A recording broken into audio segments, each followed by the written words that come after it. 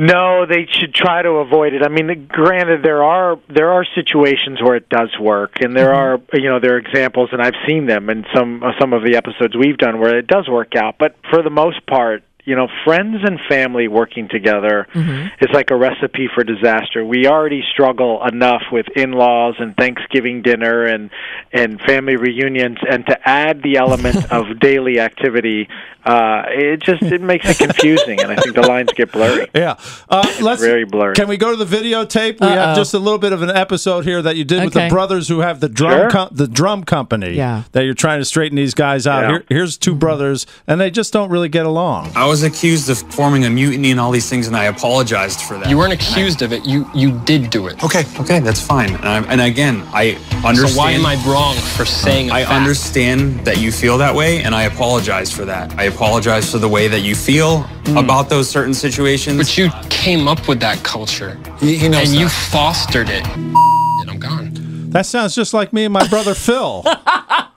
Terrible. Well, your brother Phil's a tough guy, because that was out of the 36 episodes or whatever we've done so far.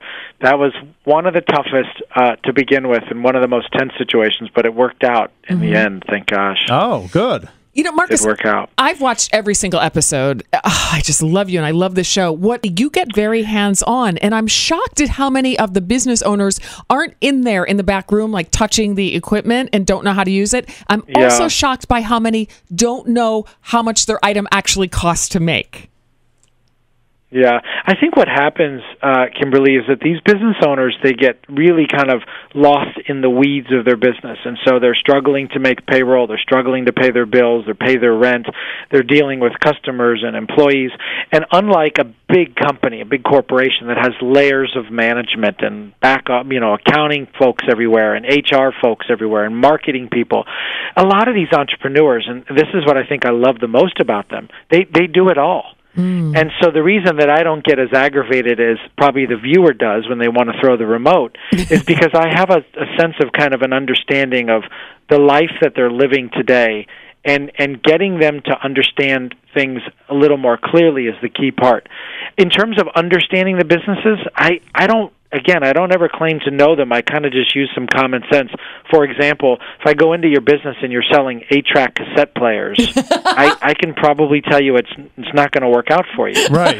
If you're selling ice cream, that is, tastes like dirt, it's probably not going to do well. And so I think there's some basic things, and I really, really, and I think this is the one thing, I really put myself in the eyes of a consumer. And then put a little math to it and put a little logic to it. And it's really not as complicated. And I've been teaching some high school kids that are in Chicago about the process, and I think they're finding that it really isn't that difficult. It takes a little bit of time. You have to ask a lot of questions, and you have to have a lot of patience. Well, and the thing, I mean, there's a few things that you do. We don't have much time, but a few things you do that I like. First of all, you never do a contract with anybody. It's a handshake, isn't it? Well, I ultimately do a contract many months later, but the first point of what I'm doing with people is on a handshake. And so if you and I do business, Mark, and we're trying to figure out, if we're going to work well together, it's a little like we're going to date for a while.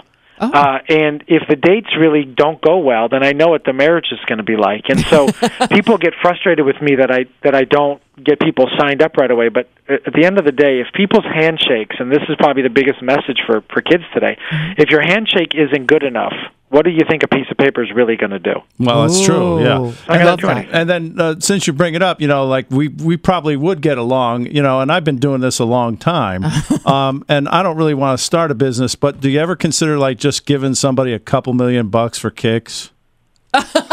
I do, but probably Kimberly has a better chance of getting it than you do. Why? I've been working like a dog for decades. Because she watches all the shows. You haven't seen every one. I could tell you every episode. You're right. I haven't seen every one, but I've seen a lot of them. I've seen them twice. No, a lot doesn't make it today. A lot doesn't work. See, that's Kimberly's fine. got the right formula. That's fine. If you want to be that way, that's fine. And I have them DVR'd too. Yeah. Oh, okay, great. Yeah. Well, don't forget, Mark. It's my money, so I can call the shots. So that's how it works. I know that. Well, Marcus Lemonis, The Prophet on CNBC. It's on Tuesday nights at 10 o'clock. We hope you'll come back on again sometime, Marcus. We enjoy talking to you. Absolutely, guys. Hey, Take care. Thank you so much. Thank